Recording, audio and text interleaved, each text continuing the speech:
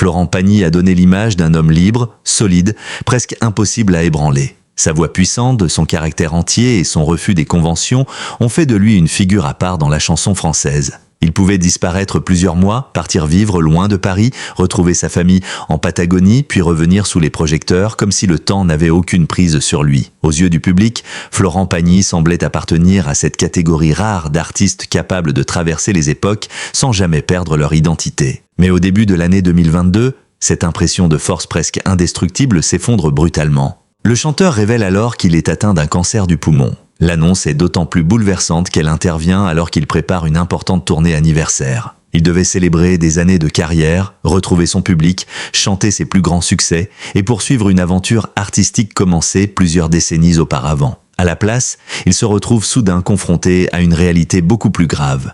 Une tumeur qui ne peut pas être opérée et qui nécessite un traitement lourd. En quelques jours, tout change.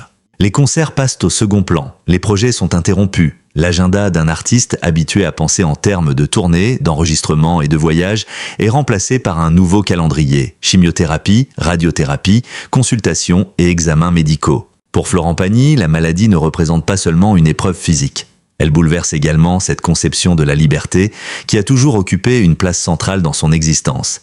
Lui qui avait choisi depuis longtemps de vivre entre plusieurs continents, loin des habitudes du show business parisien, doit désormais accepter une dépendance nouvelle envers les médecins, les traitements et les résultats d'analyse. Lorsque la nouvelle devient publique, l'émotion est immédiate.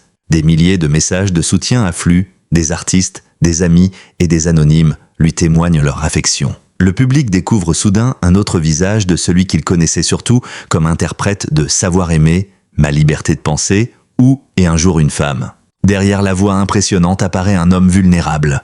Pourtant, dès ses premières prises de parole, Florent Pagny adopte une attitude qui va profondément marquer la manière dont il affrontera cette épreuve. Il ne cherche ni à dramatiser ni à nier la gravité de la situation. Il parle avec franchise, parfois avec humour, et tente de conserver cette forme de distance qui a toujours caractérisé son rapport aux événements. Il explique qu'il va devoir suivre un protocole de chimiothérapie et de radiothérapie. Son objectif est clair, combattre la maladie et revenir. Mais personne ne peut alors savoir combien de temps durera ce combat. Les premiers mois sont éprouvants, les traitements modifient de son apparence, son corps change, la fatigue devient visible. Lorsqu'il apparaît à la télévision, le public remarque immédiatement les conséquences de la chimiothérapie. Pourtant, il continue de s'exprimer sans chercher à dissimuler cette transformation. Cette transparence contribue à renforcer le lien entre Florent Pagny et ceux qui le suivent depuis des années. Il aurait pu disparaître totalement jusqu'à la fin de ses traitements. Il aurait pu choisir le silence. Au contraire, il décide régulièrement de donner de ses nouvelles. Mais derrière cette apparente sérénité se trouve une réalité beaucoup plus complexe. Le cancer impose son propre rythme. Il existe des jours où les résultats donnent de l'espoir, d'autres où l'incertitude revient brutalement. Chaque scanner peut devenir une étape décisive. Chaque amélioration doit être accueillie avec prudence. Pendant un temps, les nouvelles sont encourageantes. La tumeur diminue considérablement sous l'effet des traitements. Florent Pagny commence alors à imaginer que la période la plus difficile pourrait être derrière lui. Il reprend progressivement certains projets et parle de nouveau de musique. Mais la maladie n'a pas encore dit son dernier mot. La possibilité d'une récidive reste présente. Le chanteur apprend que, même lorsque les résultats sont bons, la surveillance doit continuer. Le cancer ne disparaît pas mentalement au moment où les traitements s'arrêtent. Il demeure quelque part, dans l'esprit, comme une menace invisible qui peut ressurgir lors du prochain examen. Cette réalité devient particulièrement douloureuse lorsque Florent Pagny apprend qu'un nouveau ganglion suspect est apparu. Le choc est immense. Il doit reprendre les traitements. Pour beaucoup de patients, une récidive était psychologiquement différente du premier diagnostic.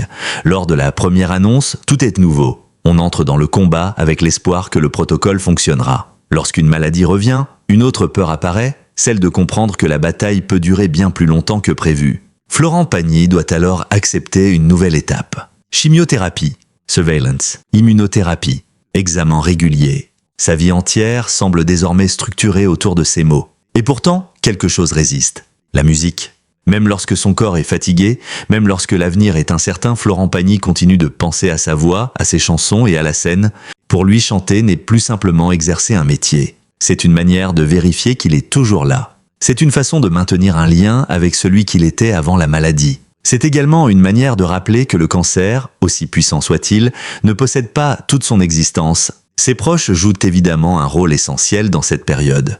Sa compagne Azucena, leurs enfants et son entourage deviennent un refuge face à l'incertitude. Loin du bruit médiatique, l'artiste retrouve cette vie familiale qu'il a toujours protégée. La Patagonie, longtemps symbole de liberté, prend désormais une autre dimension.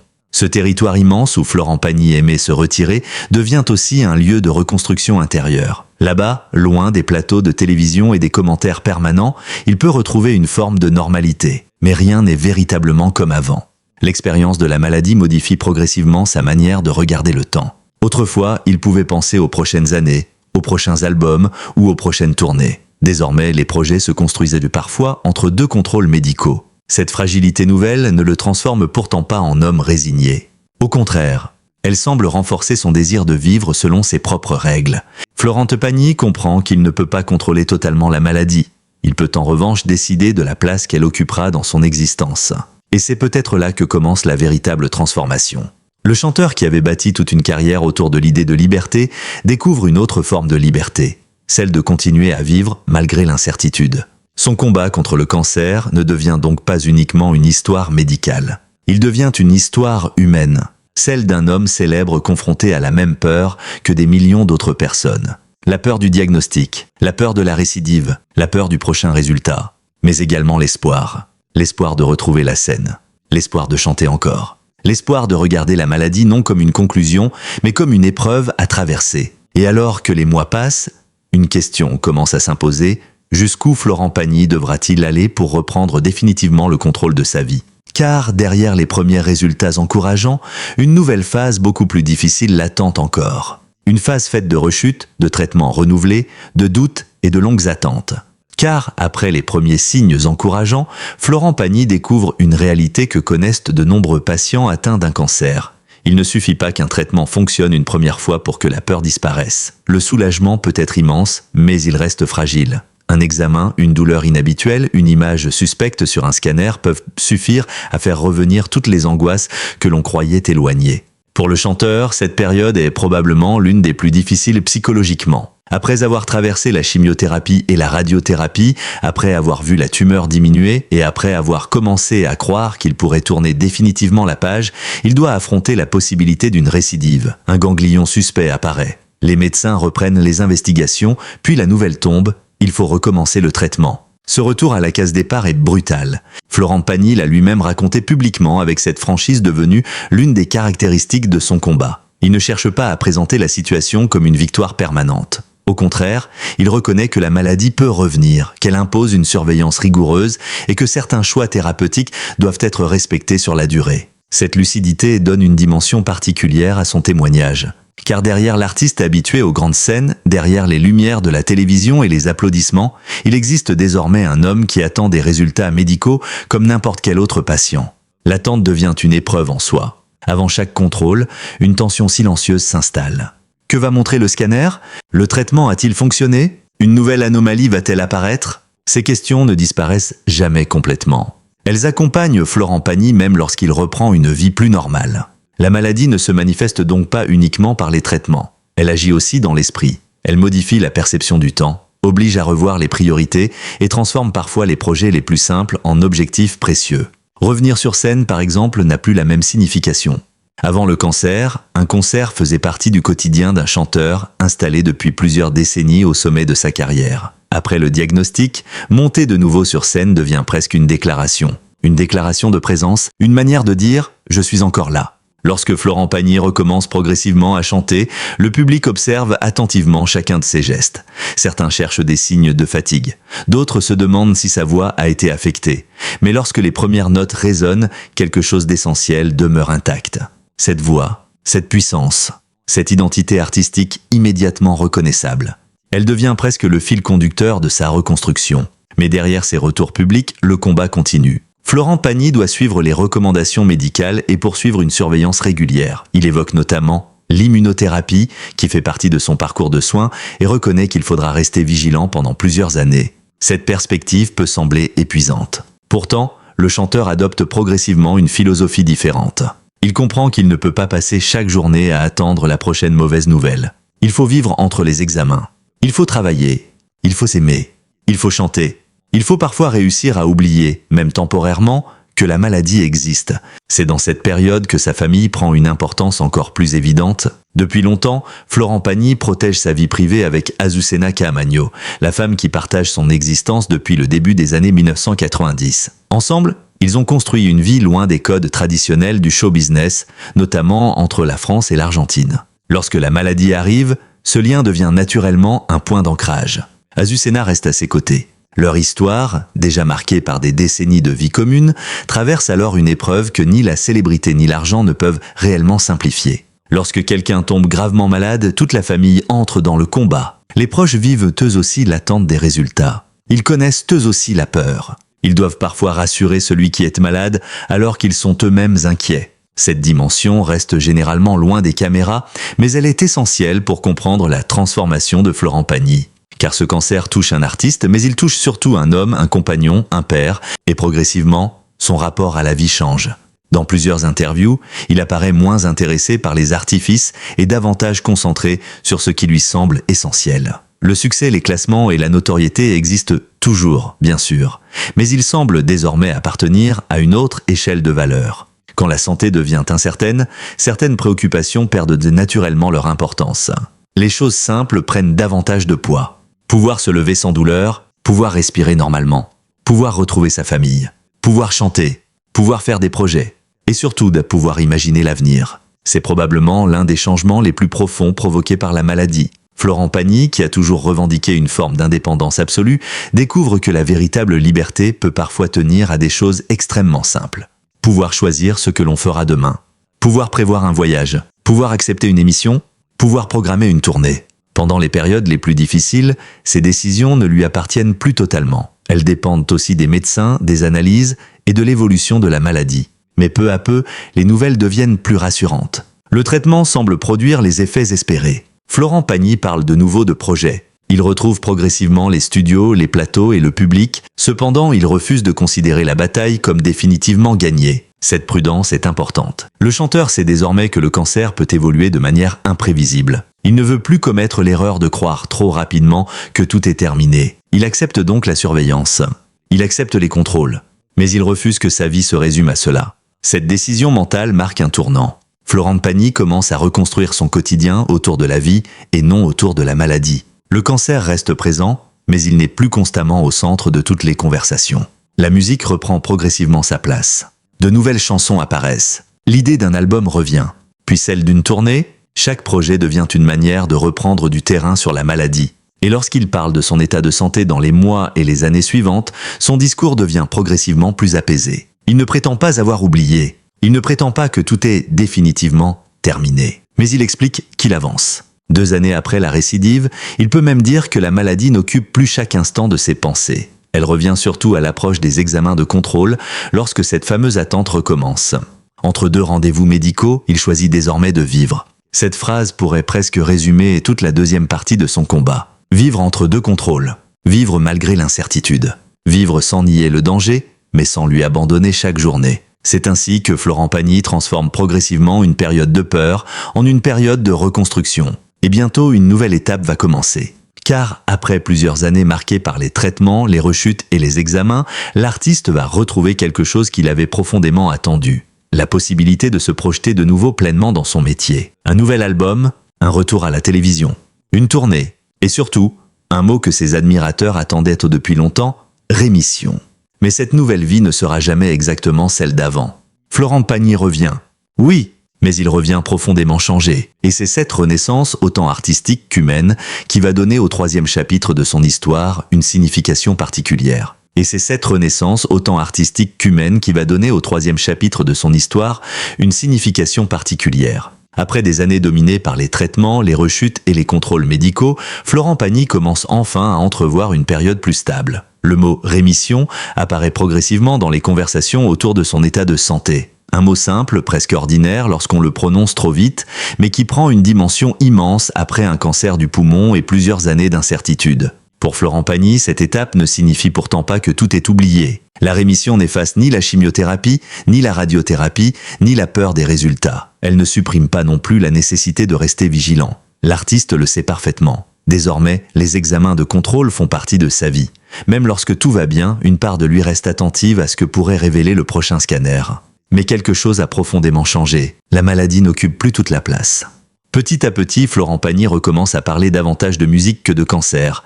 Il retrouve les studios. Il retrouve l'envie de chercher des chansons. Il recommence à imaginer des projets qui ne sont plus organisés uniquement autour des contraintes médicales. Cette évolution est essentielle. Pendant longtemps, chaque projet professionnel semblait dépendre d'une question préalable. Son état de santé lui permettra-t-il de le faire? Désormais, la logique s'inverse progressivement. Le chanteur ne construit plus son existence autour de la peur d'une rechute. Il recommence à construire autour de ses envies. Cette volonté se concrétise avec de nouveaux projets musicaux. Florent Pagny retourne à ce qu'il a toujours défini, sa voix. Une voix que le public connaît depuis des décennies et qui porte aujourd'hui une dimension supplémentaire. Lorsqu'il chante après avoir traversé la maladie, les paroles semblent parfois résonner autrement. Même les chansons les plus anciennes peuvent prendre un sens nouveau. Chaque apparition devient chargée d'une émotion particulière. Le public ne voit plus uniquement l'artiste. Il voit l'homme qui a traversé une épreuve majeure. Il voit celui qui a perdu ses cheveux pendant les traitements, celui qui a dû interrompre sa tournée, celui qui a connu une récidive et celui qui, malgré tout, revient devant un micro. Ce retour n'est donc pas simplement professionnel. Il est symbolique. Monter sur scène signifie retrouver une partie de sa liberté. Entrer dans un studio signifie pouvoir penser à demain. Accepter une émission signifie que la vie reprend progressivement son cours. Et lorsque Florent Pagny retrouve également l'univers de The Voice, le symbole devient encore plus fort. Pendant des années, son fauteuil de coach avait représenté une autre facette de sa carrière. Il y conseillait de jeunes artistes, partageait son expérience et défendait des voix qu'il jugeait singulières. Après son combat contre le cancer, le retrouver dans cet environnement donne au public l'impression d'un retour à la normalité. Mais cette normalité est différente. L'homme qui revient n'est plus exactement celui qui était parti. Florent Pagny semble désormais regarder le succès avec davantage de distance. Après avoir été confronté à une maladie potentiellement mortelle, les victoires professionnelles changent naturellement de valeur. Elles restent importantes, mais elles ne constituent plus nécessairement l'essentiel. L'essentiel est ailleurs, être présent.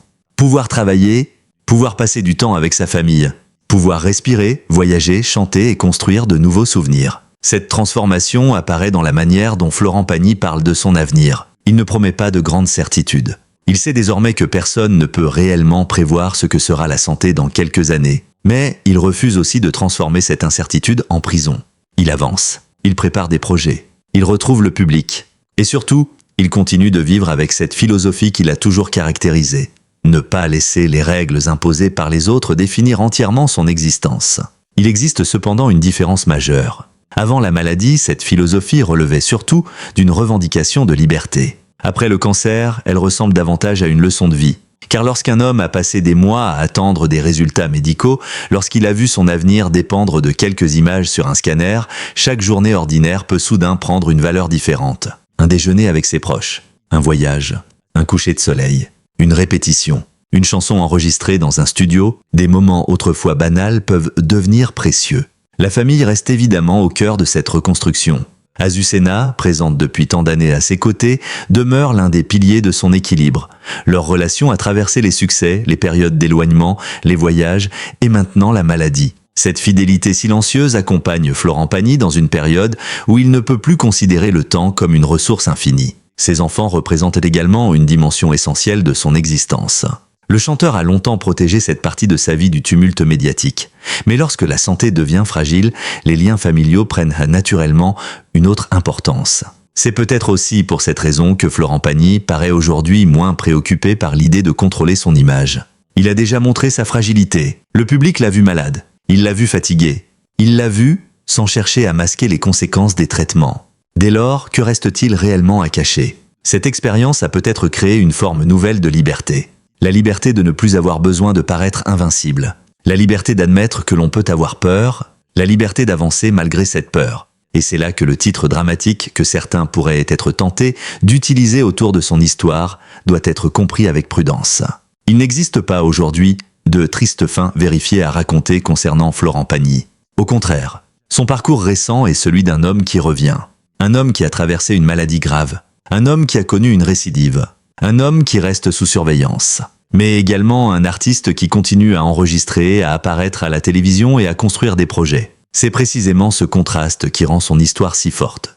Il ne s'agit pas d'un conte où tout danger aurait miraculeusement disparu. Il ne s'agit pas non plus d'une tragédie terminée par une conclusion sombre. Il s'agit d'une histoire beaucoup plus humaine, celle d'une personne qui apprend à vivre avec l'incertitude. Florent Pagny sait désormais que la santé peut basculer, mais il sait aussi que la peur de ce basculement ne doit pas empêcher de vivre. Son retour devant le public devient ainsi un message sans qu'il ait besoin de le transformer en discours. Il suffit de le voir chanter. Il suffit de l'entendre parler de nouveaux projets. Il suffit de constater qu'après toutes ces années difficiles, il est encore capable de se projeter. Sa véritable victoire n'est peut-être pas seulement d'avoir répondu au traitement, elle est d'avoir retrouvé l'envie. L'envie de chanter, l'envie de travailler, l'envie d'aimer, l'envie de préparer demain. Car, après le diagnostic, les traitements, la récidive et les longues périodes d'attente, Florent Pagny a compris une vérité essentielle. Personne ne contrôle entièrement le temps qui lui reste. On peut seulement choisir ce que l'on décide d'en faire. Et aujourd'hui, il semble avoir fait son choix. Continuez. Continuez à chanter. Continuez à aimer. Continuez à avancer. Non pas comme un homme invincible, mais comme un homme qui connaît désormais la valeur exacte de chaque instant. Et c'est peut-être cela, finalement, qui rend son histoire bien plus forte que n'importe quelle rumeur ou n'importe quel titre dramatique. Florent Pagny n'a pas disparu derrière la maladie. Il a choisi de revenir à la vie.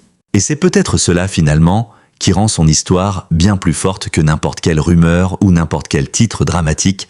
Florent Pagny n'a pas disparu derrière la maladie. Il a choisi de revenir à la vie. Son parcours rappelle combien tout peut basculer en quelques instants, même lorsque l'on pense avoir construit une existence solide. Derrière la célébrité, les succès et les applaudissements, il y a toujours un homme confronté aux mêmes peurs, aux mêmes doutes et aux mêmes fragilités que chacun d'entre nous. Aujourd'hui, Florent Pagny continue d'avancer avec prudence, mais aussi avec cette énergie qui l'a toujours caractérisé. Son histoire n'est donc pas celle d'une fin, mais celle d'un combat, d'une reconstruction et d'un retour vers l'essentiel. Et vous, que pensez-vous du courage dont Florent Pagny a fait preuve face à cette épreuve? Son parcours vous a-t-il particulièrement touché? N'hésitez pas à partager votre avis dans les commentaires. Si vous souhaitez découvrir d'autres histoires consacrées aux grandes figures de la chanson, leurs épreuves, leurs secrets et les moments qui ont bouleversé leur vie, pensez à vous abonner à la chaîne et à activer la cloche des notifications. Votre soutien nous permet de continuer à vous proposer de nouveaux récits, analyses et témoignages.